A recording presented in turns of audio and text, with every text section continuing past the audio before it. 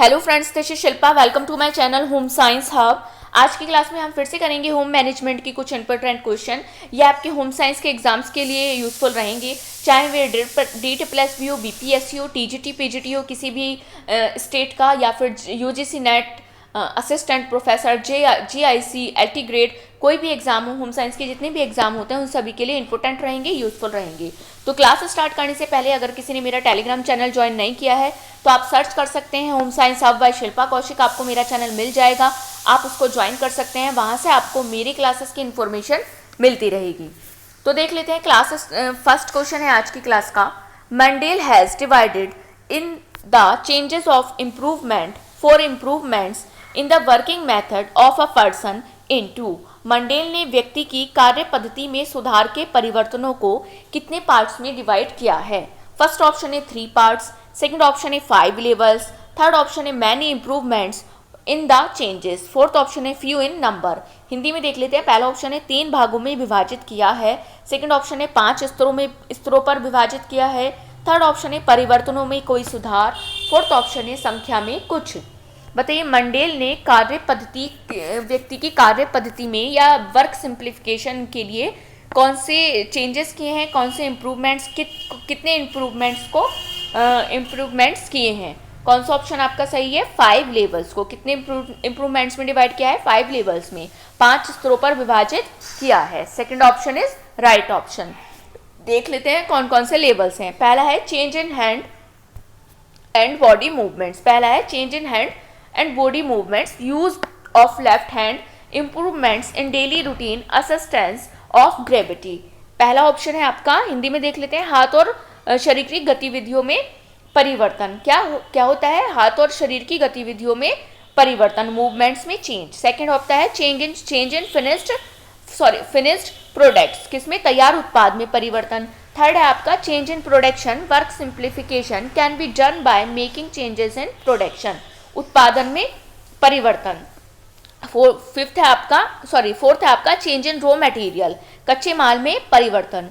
Fifth आता है changes in equipment, उपकरण में परिवर्तन। सिंपल लैंग्वेज में आप समझ सकते हैं। पहला है आपका हाथ और बॉडी मूवमेंट्स में चेंजेस, पहला है आपका हाथ और शरीर की गतिविधियों में परिवर्तन।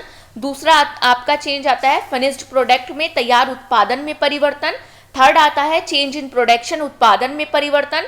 फोर्थ है आपका रॉ मटेरियल, कच्चे माल में परिवर्तन। एंड फिफ्थ आता है चेंज इन इक्विपमेंट में परिवर्तन, मतलब ऐसे इक्विपमेंट का में चेंज करना जिससे हम कार्य कम टाइम में और कम मेहनत के साथ कर सकें।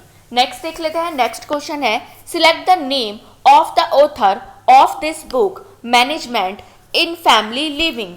इस पुस्तक के लेखक का नाम चुने, management in family living. First option है Harriet Goldstein and Vita Goldstein, second option है लॉन्गवर्दी, थर्ड ऑप्शन है Nickell and Dorsey, fourth option है ग्रॉस एंड क्रैंडल। हिंदी में देख लेते हैं। पहला ऑप्शन है Harriet Goldstein and Vita Goldstein, second option है लॉन्गवर्दी, थर्ड ऑप्शन है Nickell and Dorsey, fourth option है ग्रॉस एंड क्रैंडल।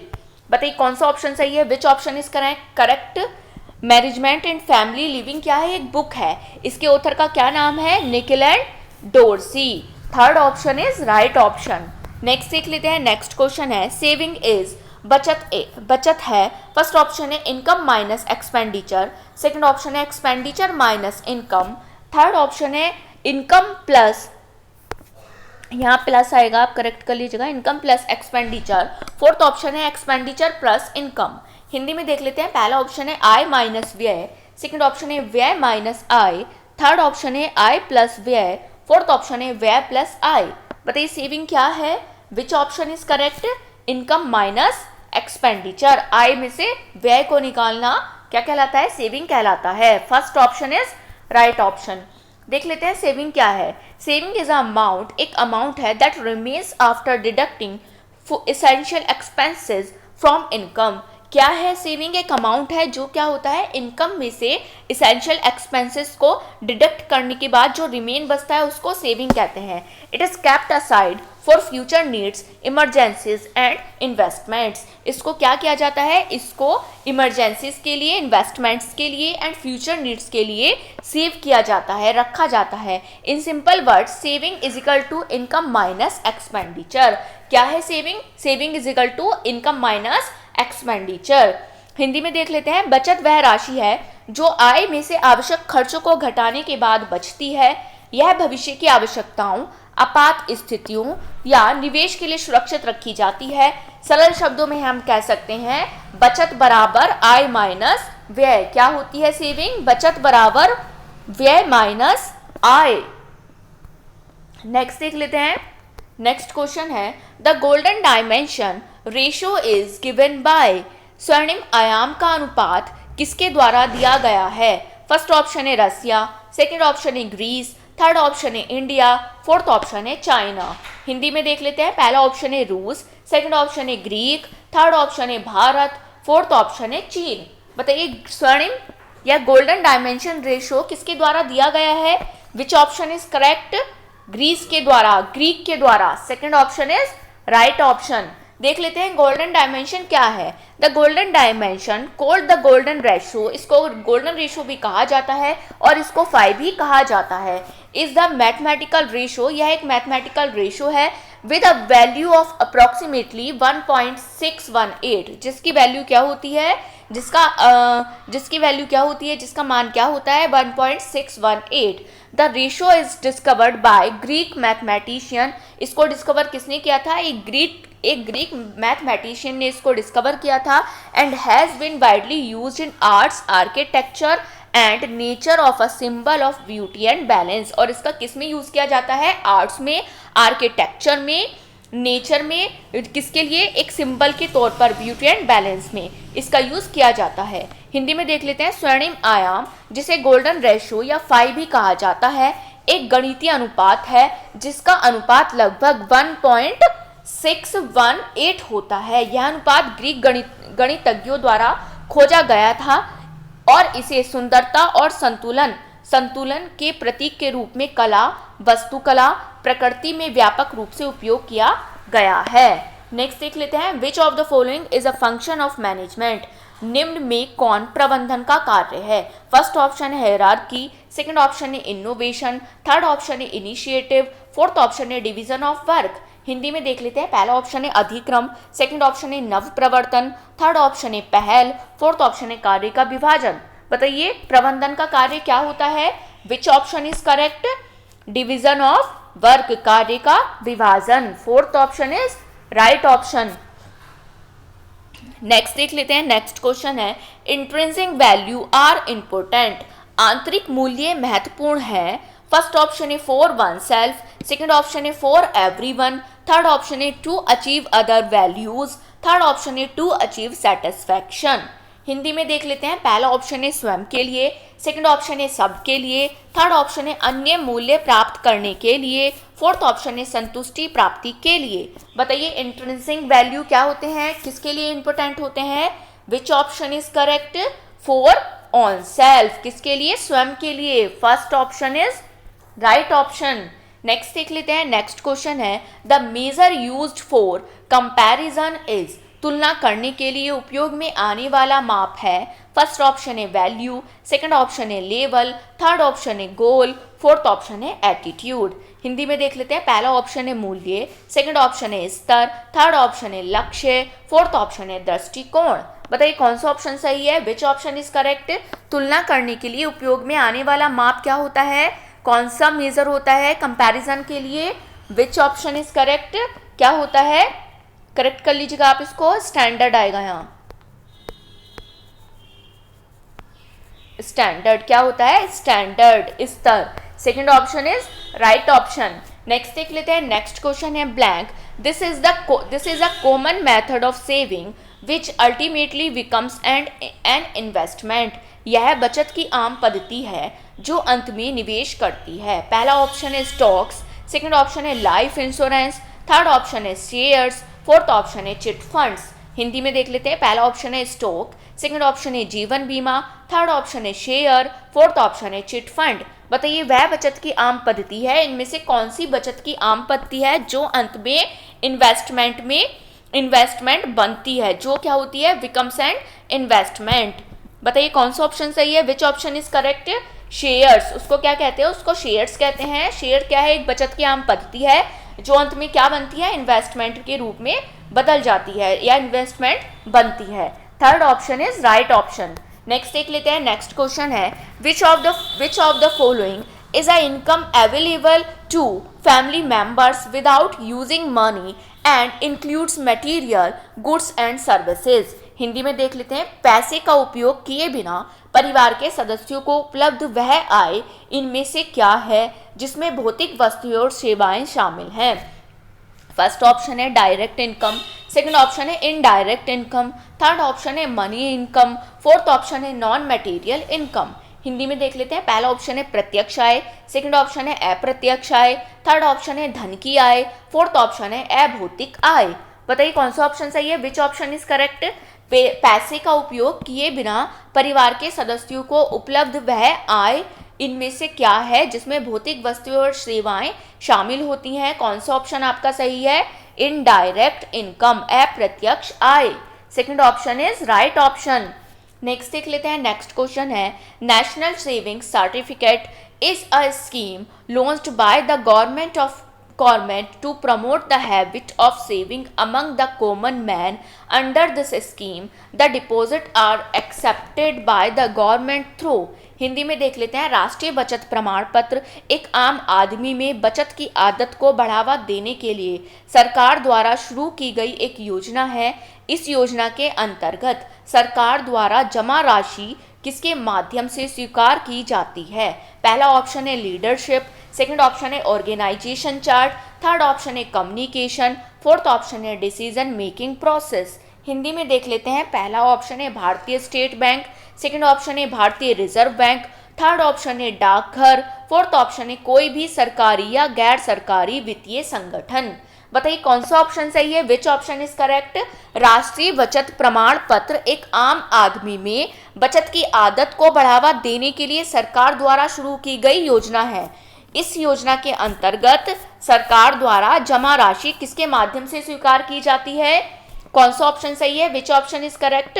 किसके द्वारा, डाक घर के द्वारा, किसके द्वारा, पोस्ट ऑफिस के द्वारा।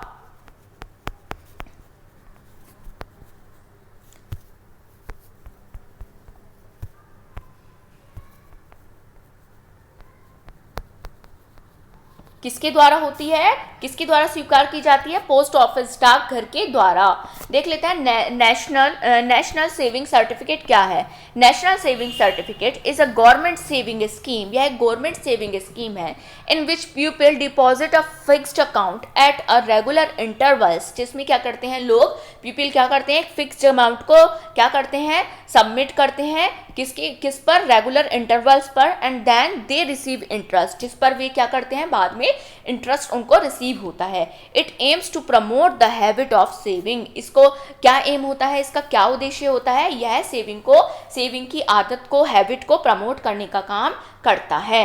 हिंदी में देख लेते हैं, राष्ट्रीय बचत प्रमाण पत्र एक सरकारी बचत योजना है जिसमें लोग नियमित अंतराल में निर्धारित राशि जमा करते हैं जो उसके बाद वे ब्याज प्राप्त करते हैं। यह बचत की आदत को बढ़ावा देने का उद्देश्य रखती है। नेक्स्ट देख लेते हैं, which is the type of bank account in which interest is not paid on the account deposited. Bank खाते का वह प्रकार कौन सा है जिसमें जमा की गई राशि पर ब्याज नहीं दिया जाता है। फर्स्ट ऑप्शन है सेविंग अकाउंट, सेकंड ऑप्शन है फिक्स्ड डिपॉजिट, थर्ड ऑप्शन है करेंट अमाउंट, फोर्थ ऑप्शन है रिकरिंग डिपॉजिट। हिंदी में देख लेते हैं, पहला ऑप्शन है बचत खाता, सेकंड ऑप्शन है सावधि जमा, थर्ड ऑप्शन है चालू खाता, फोर्थ ऑप्शन है आवर्ती जमा। बताइए बैंक खाते का वह प्रकार कौन सा है जिसमें जमा की गई राशि पर ब्याज नहीं दिया जाता है। विच ऑप्शन इज करेक्ट, चालू खाता, current account. Third option is right option. देख लेते हैं करंट अकाउंट क्या होता है। Current account is an account which does not receive regular interest, जिस पर क्या होता है, करंट अकाउंट है ये जिस पर रेगुलर जिस पर रेगुलर इंटरेस्ट हमें रिसीव नहीं होता है, and is used for business transaction, ये बिजनेस ट्रांजैक्शन के लिए यूज होता है। This account is for safe keeping of money collected in the bank. ये क्या है, एक अकाउंट है जिसमें मनी को हमें क्या किया जाता है, सेफ कीपिंग रखी जाती है और उसको बैंक में कलेक्ट किया जाता है। हिंदी में देख लेते हैं, चालू खाता वह खाता है जिसमें नियमित रूप से ब्याज दर नहीं मिलता है। क्या नहीं मिलता है, इस पे रेगुलर क्या होता है, इंटरेस्ट रिसीव नहीं होता है, रेगुलर बेसिस पर इंटरेस्ट रिसीव नहीं होता है, जिसे व्यवसायिक लेन देन के लिए उपयोग किया जाता है। इसे बिजनेस पर्पस के लिए, बिजनेस ट्रांजैक्शन के लिए इसको यूज किया जाता है। ये खाता बैंक में एकत्रित धन को सुरक्षित रखने के लिए होता है। नेक्स्ट देख लेते हैं, सेविंग अकाउंट क्या है। Saving account is a type of deposit account. यह एक प्रकार का डिपॉजिट अकाउंट है offered by bank and financial institutions. यह एक बैंक या फाइनेंशियल इंस्टीट्यूशन के द्वारा ऑफर किया जाता है। It allow individual to deposit and store their money. यह क्या करता है, एक इंडिविजुअल को क्या करती है, मनी को स्टोर करने के लिए अलाउ करती है, while earning a fixed rate of interest on the deposited amount. और जब इसको डिपॉजिट किया जाता है तो इस पर एक फिक्स्ड अर्निंग रेट इंटरेस्ट इस पर मिलता है। हिंदी में देख लेते हैं, बचत खाता बैंकों और वित्तीय संस्थानों द्वारा प्रदान किया जाने वाला एक प्रकार का जमा खाता है। यह व्यक्ति को जमा राशि पर एक निश्चित ब्याज दर अर्जित करने के लिए अपना पैसा जमा करने और संग्रहित करने की अनुमति देता है। इस पर क्या किया जाता है, जब हम इस पर इसको एक फिक्स्ड अमाउंट को क्या करते हैं, हम इसमें जमा कर देते हैं, तो हमें कुछ टाइम बाद जब उसका टाइम खत्म हो जाता है तो हमें इस पर इंटरेस्ट के साथ हमें वो रिसीव होता है। हिंदी में नेक्स्ट देख लेते हैं, फिक्स्ड डिपॉजिट। इसको एफडी भी कहा जाता है। Is a type of deposit account. यह एक डिपॉजिट अकाउंट का टाइप है that allow you to invest a lump sum amount of money at a fixed interest rate for a fixed period. इसमें क्या होता है, यह एक क्या है, सावधि जमा खाता है। इसको एफडी भी कहा जाता है। एक प्रकार का जमा खाता है जो आपको एक निश्चित अवधि के लिए, क्या एक फिक्स्ड टाइम के लिए एक निश्चित ब्याज दर पर एक मुश्त धनराशि निवेश करने की अनुमति देता है। क्या देता है, यह एक फिक्स्ड टाइम के लिए क्या देता है, हमें अलाउ करता है, एक धनराशि निवेश करने की अनुमति हमें अलाउ करता है।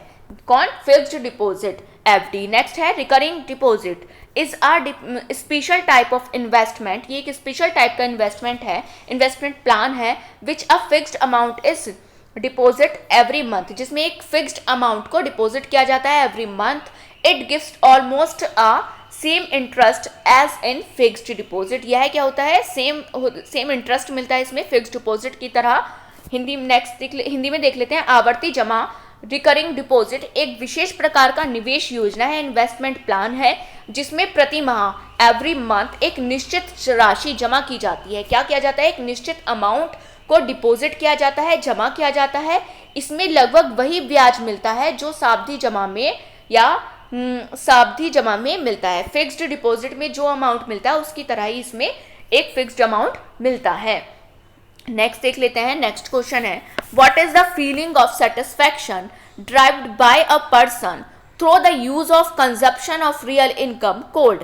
किसी व्यक्ति द्वारा वास्तविक आय के उपयोग या उपभोग के माध्यम से प्राप्त संतोष की भावना को क्या कहा जाता है। फर्स्ट ऑप्शन है मनी इनकम, सेकंड ऑप्शन है बेसिक इनकम, थर्ड ऑप्शन है non material income, fourth option है टोटल इनकम। हिंदी में देख लेते हैं, पहला ऑप्शन है धन की आय, सेकंड ऑप्शन है मूल आय, थर्ड ऑप्शन है अभौतिक आय, फोर्थ ऑप्शन है कुल आय। बताइए कौन सा ऑप्शन सही है। किसी व्यक्ति द्वारा वास्तविक आय के उपभोग या उपभोग से, मतलब जो हमारी रियल इनकम होती है उसके कंजप्शन के बाद हमें जो संतोष की, सेटिस्फैक्शन की जो भावना होती है उसको, वह कौन सी आय होती है, क्या है, कौन सा ऑप्शन आपका सही है, अभौतिक आय। कौन सी होती है, non material income. Third option is right option. Next देख लेते हैं, नेक्स्ट क्वेश्चन है, what is the name of a policy which is designed to provide a lump sum amount with a specified period और after the death of the person.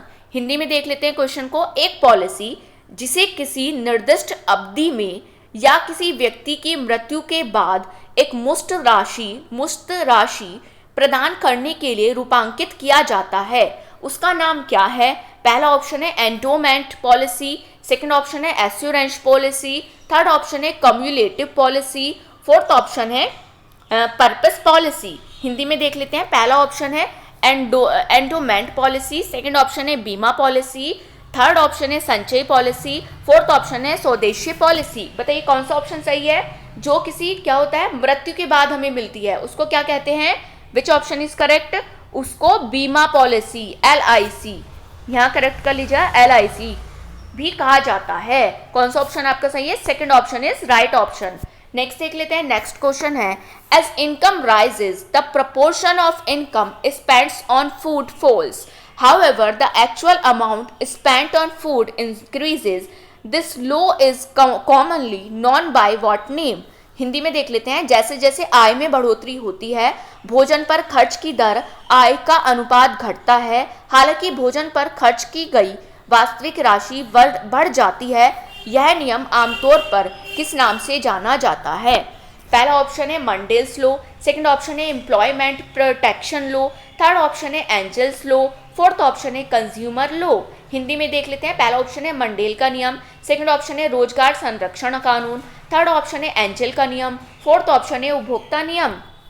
बताइए कौन सा option सही है? जैसे जैसे आय में बढ़ोतरी होती है भोजन पर खर्च की गई आय का अनुपात घटता है, हालांकि भोजन पर खर्च की गई वास्तविक राशि बढ़ जाती है। यह नियम किसका है? Which option is correct? Angel का नियम। किसका है? एंजल का नियम है।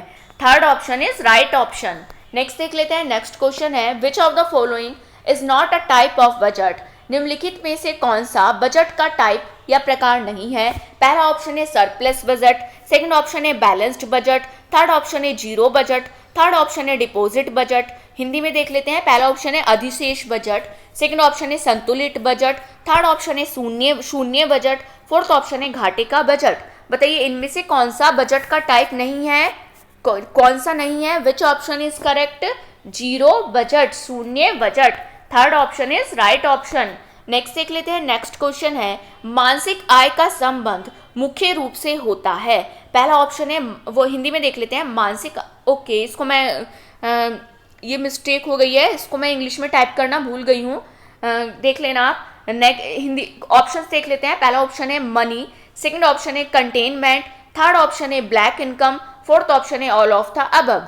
हिंदी में देख लेते हैं, पहला ऑप्शन है मुद्रा से, सेकंड ऑप्शन है संतोष से, थर्ड ऑप्शन है काले धन से, फोर्थ ऑप्शन है उपरोक्त सभी। बताइए मेंटल इनकम का रिलेशन किससे है? मुख्य रूप से किससे है? The relation of mental income is किससे है? संतोष से। किससे है? सेटिस्फैक्शन से। करेक्ट कर लीजिएगा आप इसको।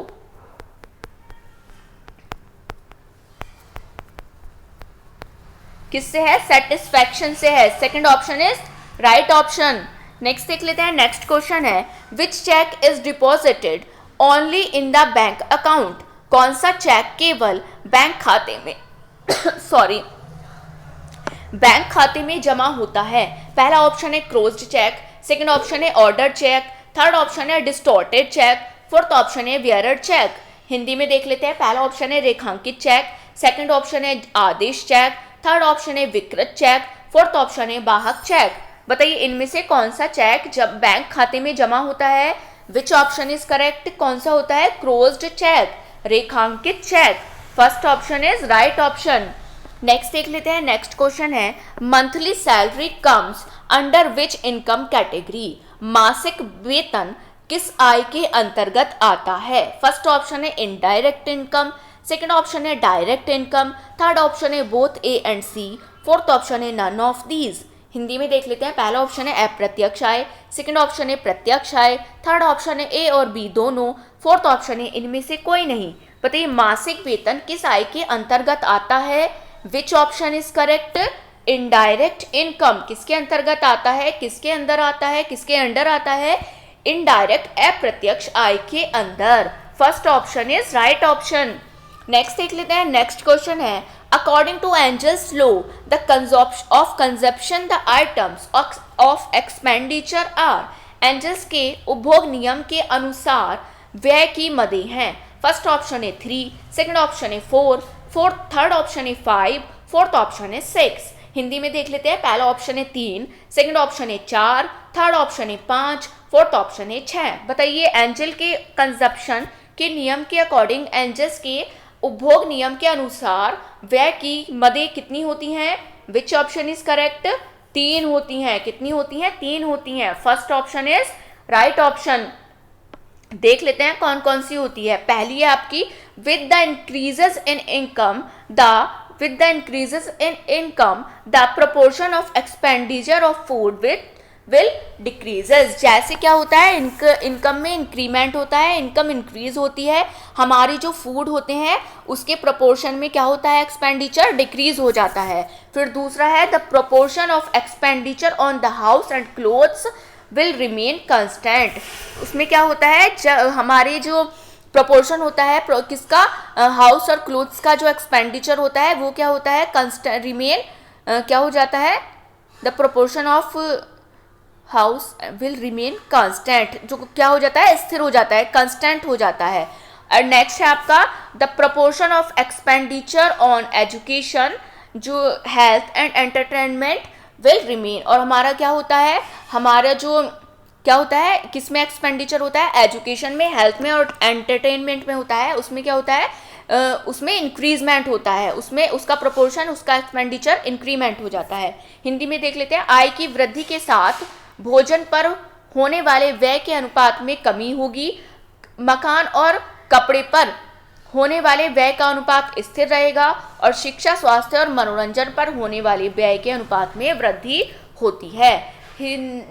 सिंपल लैंग्वेज में आप समझ सकते हैं, अगर हमारी इनकम में क्या होगा, इंक्रीमेंट होगा, तो हमारा जो फूड प्रोपोर्शन का जो एक्सपेंडिचर होता है वो क्या होगा, डिक्रीज हो जाएगा। और हमारा जो हाउस और क्लोथ पर एक्सपेंडिचर होता है वो कांस्टेंट हो जाता है, स्थिर हो जाता है। और हमारा जो हेल्थ, एंटरटेनमेंट और एजुकेशन पर जो हमारा एक्सपेंडिचर हो जाता है वो क्या होता है, वो इंक्रीज हो जाता है, उसमें वृद्धि हो जाती है। नेक्स्ट देख लेते हैं, नेक्स्ट क्वेश्चन है blank is a valuable tool used to allocate income and expenditure। Hindi में देख लेते हैं, एक मूल्यवान साधन है जिसका उपयोग आय और एवं व्यय के आवंटन के हेतु किया जाता है। फर्स्ट ऑप्शन है लेबर, सेकंड ऑप्शन है बजट, थर्ड ऑप्शन है सेंसस, फोर्थ ऑप्शन है रिसोर्सेज। हिंदी में देख लेते हैं, पहला ऑप्शन है श्रम, सेकंड ऑप्शन है बजट, थर्ड ऑप्शन है जनगणना, फोर्थ ऑप्शन है संसाधन। बताइए कौन सा ऑप्शन सही है। एक मूल्यवान साधन है जिसका उपयोग आय एवं व्यय के आवंटन के हेतु किया जाता है। वह कौन सा साधन है, विच ऑप्शन इज करेक्ट। उसको क्या कहा जाता है, उसको बजट कहा जाता है। Second option is right option. Next देख लेते हैं, नेक्स्ट क्वेश्चन है which of the following is not a financial institutions. निम्नलिखित में से कौन सी वित्तीय धन संबंधी संस्था नहीं है। पहला ऑप्शन है बैंक, सेकंड ऑप्शन है LIC life insurance corporation, third option है लैंडर, फोर्थ ऑप्शन है कोऑपरेटिव सोसाइटी। हिंदी में देख लेते हैं ऑप्शंस को। पहला ऑप्शन है बैंक, सेकंड ऑप्शन है LIC जीवन बीमा निगम, थर्ड ऑप्शन है उधार देने वाला, फोर्थ ऑप्शन है सहकारी समिति। बताइए इनमें से कौन सा वित्तीय फाइनेंशियल इंस्टीट्यूशन या धन संबंधी संस्था नहीं है। कौन सी नहीं है, लैंडर। कौन सी नहीं है, लैंडर नहीं है, उधार देने वाला नहीं है। Third option is right option.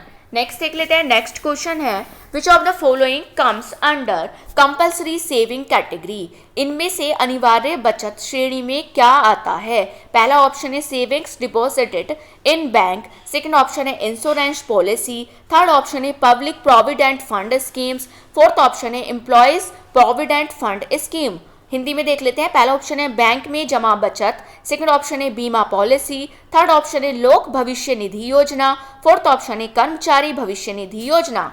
बताइए इनमें से अनिवार्य बचत श्रेणी में क्या आता है, विच ऑप्शन इज करेक्ट। क्या आता है, provident, public provident fund scheme, लोक भविष्य निधि योजना। Third option is right option. Next देख लेते हैं, नेक्स्ट क्वेश्चन है the return that a person receives from shares is in the form of. Hindi में देख लेते हैं, प्रतिलाभ जो एक व्यक्ति शेयर से प्राप्त करता है उसका रूप है। फर्स्ट ऑप्शन है इंटरेस्ट, सेकंड ऑप्शन है डिविडेंड, थर्ड ऑप्शन है रेंट, फोर्थ ऑप्शन है सर्विसेज। हिंदी में देख लेते हैं, पहला ऑप्शन है ब्याज, सेकंड ऑप्शन है लाभांश, थर्ड ऑप्शन है किराया, फोर्थ ऑप्शन है सेवाएं। बताइए कौन सा ऑप्शन सही है? प्रतिलाभ जो एक व्यक्ति शेयर से प्राप्त करता है उसको क्या कहा जाता है? Which option is correct? उसको लाभांश क्या कहा जाता है? Second option is right option. Next देख लेते हैं। नेक्स्ट क्वेश्चन है अ गुड बजट इज, एक अच्छा बजट होता है। फर्स्ट ऑप्शन है फ्लेक्सिबल, सेकंड ऑप्शन है rigid, should not be flexible, third option है आइडियलिस्टिक, फोर्थ ऑप्शन है अनरियलिस्टिक। हिंदी में देख लेते हैं। पहला ऑप्शन है लचीला, सेकंड ऑप्शन है कठोर, लचीला न हो, फोर्थ ऑप्शन है आदर्शवाद, थर्ड ऑप्शन है आदर्शवाद, फोर्थ ऑप्शन है अवास्तविक। बताइए एक गुड बजट कैसा होता है, कैसा होना चाहिए? एक अच्छे बजट को फ्लेक्सिबल, लचीला होना चाहिए। First option is right option.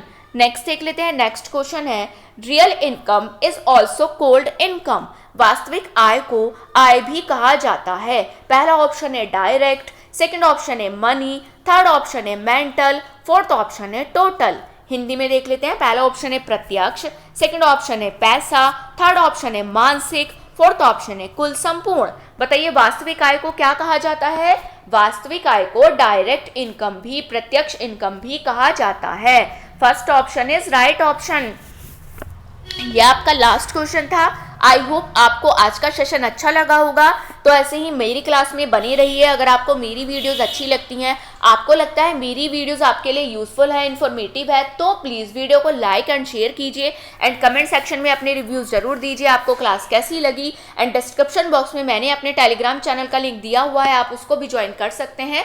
वहाँ से आपको मेरी क्लासेस की नोटिफिकेशन मिलती रहेगी, मेरी क्लास की सारी इन्फॉर्मेशन आपको मिलती रहेगी वहाँ से। And don't forget to subscribe my channel, मेरे चैनल को सब्सक्राइब करना ना भूलें एंड बेल आइकन को जरूर प्रेस कीजिए जिससे आपको मेरी वीडियोस की नोटिफिकेशन मिल सके। Thank you, thanks for watching.